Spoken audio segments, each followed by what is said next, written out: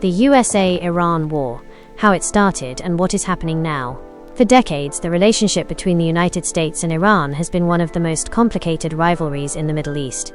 The two countries have disagreed over Iran's nuclear program, economic sanctions, Iran's military power, its influence across the region, and its relationship with Israel. For many years, these disagreements were fought through diplomacy, sanctions, political pressure, and indirect conflicts. But in 2026, the situation changed dramatically, turning years of tension into a major military confrontation.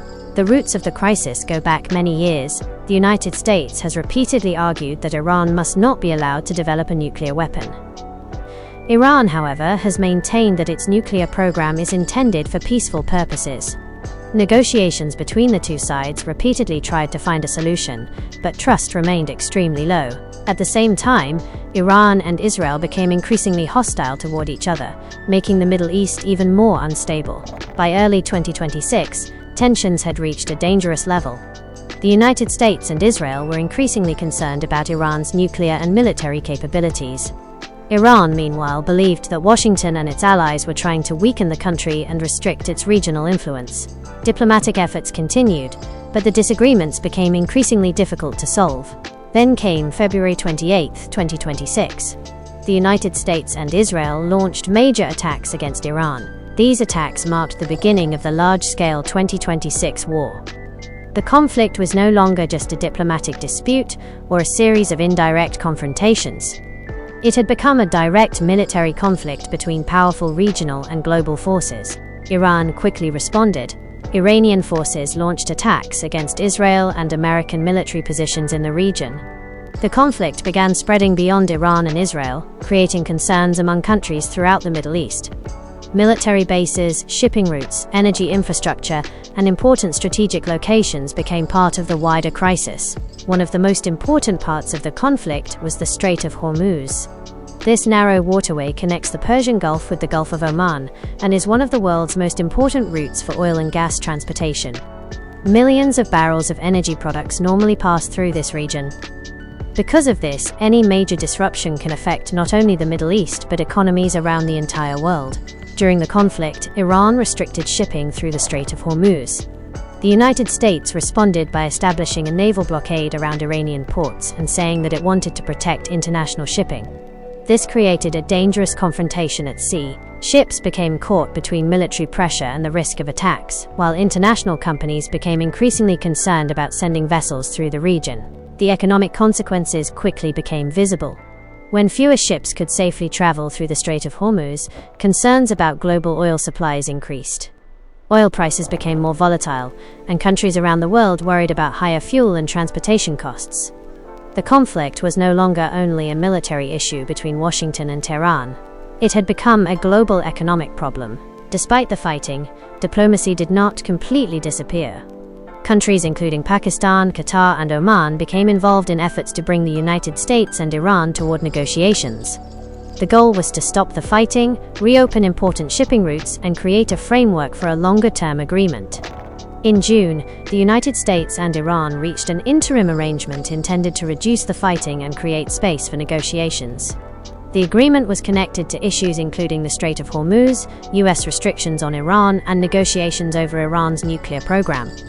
For a short time, there were hopes that the war might finally be moving toward an end, but the agreement proved extremely fragile. The two governments disagreed about what each side was supposed to do. Washington wanted Iran to reopen the Strait of Hormuz and stop attacks on shipping. Tehran wanted the United States to remove restrictions, end the blockade, and fulfill commitments that Iran said had been made during negotiations. By July, the temporary arrangement had effectively collapsed. Fighting resumed, and the two sides once again exchanged attacks. The collapse showed how difficult it had become for the United States and Iran to trust each other. Each government accused the other of violating the understanding. As the summer continued, the Strait of Hormuz became the central issue. The United States said it had the military ability to maintain its blockade and promised additional economic pressure on Iran. Iran, meanwhile, insisted that it controlled the strategic waterway and would not simply reopen it under American pressure. Both sides began making competing claims about who controlled the area. The situation also affected ordinary people around the world. Higher energy costs can increase the price of transportation, electricity, manufacturing, and many everyday goods. Countries that depend heavily on imported energy became particularly concerned. The longer the disruption continued, the greater the risk became for the global economy. By August, diplomatic efforts were still continuing through intermediaries, but progress remained limited. On August 12th, Iranian officials said that there had been no meaningful progress toward reviving the earlier interim peace arrangement. Iran wanted Washington to return to the previous agreement and fulfill its commitments, while the United States continued demanding changes from Tehran. The situation became even more tense in mid-August. Shipping traffic through the Strait of Hormuz had fallen dramatically. Reports of attacks involving commercial vessels increased fears that the conflict could cause an even larger disruption to global energy supplies. The United States said it could maintain its naval presence indefinitely, while Iran continued to insist on its position regarding the strait.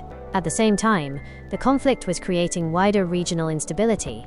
Other armed groups and countries in the Middle East became involved in different ways, increasing fears that the conflict could expand beyond the direct confrontation between Washington and Tehran. This is one of the biggest concerns for governments around the world. A war that begins between two countries can become much larger when other actors become involved. So what does the future look like? There are several possible paths. The first is diplomacy. If the United States and Iran can agree on the nuclear issue, sanctions, shipping through the Strait of Hormuz, and security arrangements, the fighting could eventually move toward a permanent ceasefire. The second possibility is continued pressure and confrontation. If negotiations fail, the United States could maintain economic and military pressure while Iran continues resisting American demands.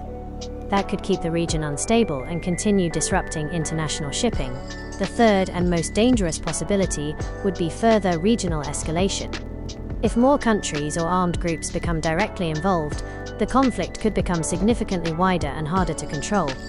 As of August 16, 2026, the most accurate description is that the United States and Iran remain locked in a serious and unresolved conflict. There have been attempts at ceasefires and negotiations, but no lasting peace agreement has been achieved. The Strait of Hormuz remains at the center of the dispute, international shipping is under pressure, and diplomatic efforts have so far failed to produce a final solution. The USA-Iran conflict is therefore much more than a simple war between two countries. It is a story about nuclear ambitions, national security, regional power, economic sanctions, Israel and Iran's rivalry, international shipping, and the struggle for influence in the Middle East. And the biggest question now is not simply who will win the war. The bigger question is whether Washington and Tehran can find a diplomatic solution before the conflict causes even greater damage to the region and the world. For now, the answer remains uncertain. The fighting and confrontation have changed the Middle East, disrupted one of the world's most important energy routes, and created consequences far beyond the borders of Iran and the United States. The next chapter will depend on whether diplomacy succeeds, or whether the cycle of confrontation continues.